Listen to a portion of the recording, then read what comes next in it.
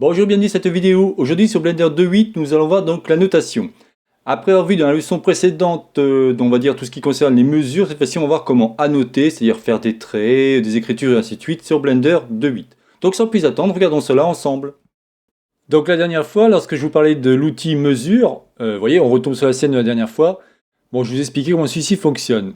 Vous avez un autre outil à côté qui s'appelle donc Annotate. En fait, quand on clique dessus, vous apercevez que celui-ci est décomposé en 4 éléments. Vous avez les lignes, on va dire, cursives, vous avez les lignes droites, les lignes polygonales, et ce qu'on appelle aussi le bouton, on va dire, comme la gomme, pour effacer tout simplement vos traits. À quoi cela va servir? En fin de compte, si vous voulez, quand vous tracez des traits comme ça, vous voyez, ça va vous permettre de tout simplement... Alors, je dirais que ça peut être très utile pour ceux qui font des vidéos comme moi, qui peuvent indiquer par exemple des choses pour ceux qui n'ont pas d'outils pour tout simplement transformer une vidéo. Donc là, vous voyez, j'ai tout simplement tiré un trait, comme je vous disais. Donc, alors je crois que c'est touche raccourci D, et en fin de compte, ça vous permet de tirer un trait. Alors, ce qui est très intéressant, c'est que si vous appuyez sur N, là, vous pouvez vous apercevoir d'une chose. Alors, on va peut-être pas avoir grand-chose dessus. Donc, ce que je vais faire, c'est que je vais repartir d'un cube pour vous montrer différemment. Donc, je fais général, je dis non, je ne suis pas intéressé de sauvegarder, et on va partir d'un cube. Donc, si je clique ici, pareil, je peux faire mes fameux traits, vous voyez. Et ce que vous pouvez voir, c'est que ce trait, en fin de compte, on va dire qu'il est géré à partir du curseur, vous voyez. Il est centré par rapport au curseur. Donc, ce qui est intéressant, comme je vous disais, c'est que si j'appuie sur N, on va retrouver ici dans Tool, et vous voyez ici, c'est marqué Annotate. En fin de compte, en cliquant ici, vous allez pouvoir faire différentes notes. Par exemple, ici, si vous cliquez ici, vous allez pouvoir modifier la couleur. Ensuite, vous allez pouvoir modifier en cliquant ici, vous avez Thickness. Thickness, ça veut tout simplement dire épaisseur. Vous voyez, si je fais ça, on va avoir une épaisseur bien plus importante. Ici, en fin de compte, donc là, on en parlera plus tôt quand je vous ferai des cours sur Grease Pencil, qui est l'outil vraiment par excellence pour faire des dessins en 2D avec une animation. Mais en gros, vous allez pouvoir définir des traits en fonction de votre frame. Votre frame, si vous vous rappelez au niveau de la timeline, donc là, je vais vous la monter un peu, c'est ici, vous voyez. Une frame, en fin de compte, c'est tout simplement une image par seconde.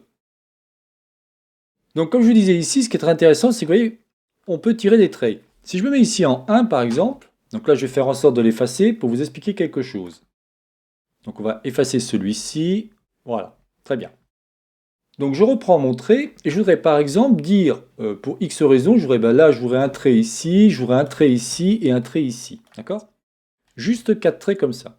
Regardons ce qui s'est passé. Le problème, vous voyez, c'est que mon cube, en fin de compte, mes traits se sont placés au niveau de mon curseur, mais pas du tout sur mon cube. Si je reviens ici en 1, donc là je vais faire CTRL Z ou pomme Z pour annuler.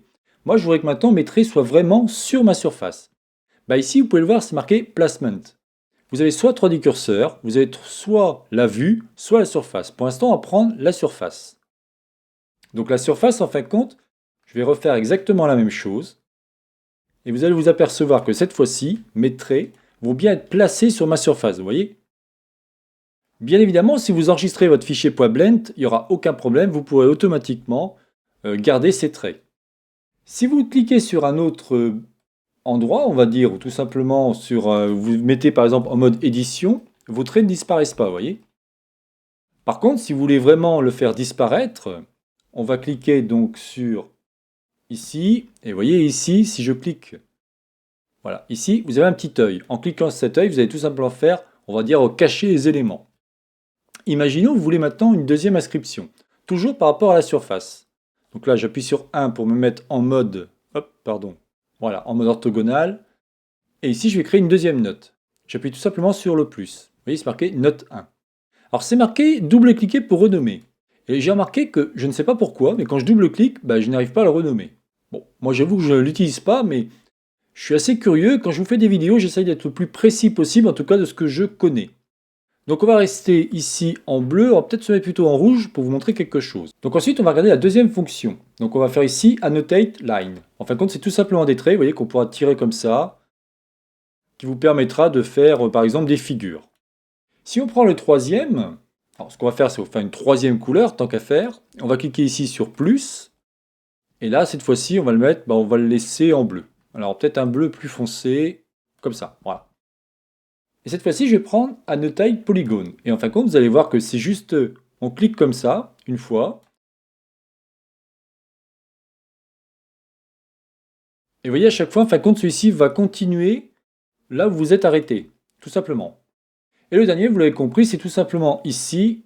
Si je clique ici, vous avez Annotate Eraser, ça veut dire c'est la gomme, tout simplement. Vous voyez, si je fais ça, vous avez une espèce de cercle qui apparaît. Alors là, vous voyez pourquoi ça ne marche pas. J'essaye d'effacer mes traits verts. Bah, c'est très simple.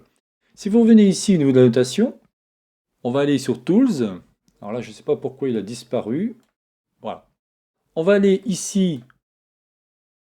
Par exemple, si je veux effacer les verts, bah, il faut se mettre sur le vert, tout simplement. Vous voyez, c'est un peu comme une gestion de calque.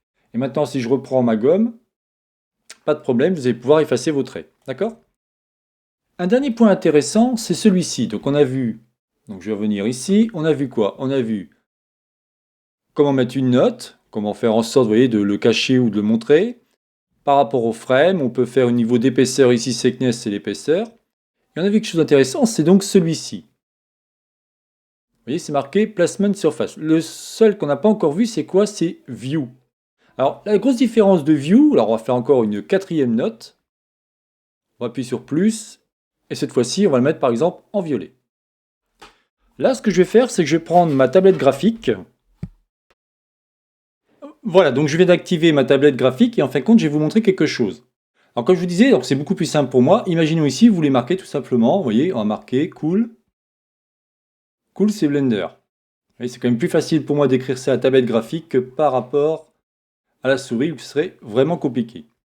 Pourquoi je vous montre ça? Regardons maintenant la souris. Vous voyez, si je fais ça, en fin de compte, dès que vous allez tourner votre objet, vous apercevez que tout ce qui concerne vos traits qui ont été mis sur la surface, pas de problème, ceux-ci sont restés. Par contre, Cool c'est Blender, comme c'est par rapport à la vue, quelle que soit la vue que vous allez faire, vous allez tourner, par exemple, vous voyez, je me mets en vue 7 pour dessus, vue 1 de face et ainsi de suite, il ne se passe à rien. Et même si je suis en perspective et que je tourne autour, mon Cool c'est Blender va rester. Donc c'est très... Voilà, donc c'est terminé pour cette vidéo. C'était donc la chaîne Savoir pour tous réalisée par Jean-Michel. Alors vous avez vu que c'est assez intéressant. On a pu voir en fin de compte ce qui concerne les mesures dans la vidéo précédente et cette fois-ci les annotations qui va nous permettre de tout simplement, on va dire, rendre plus fun nos créations en mettant nos petites touches personnelles. Je vous souhaite donc une bonne journée et à la prochaine vidéo. Bye bye.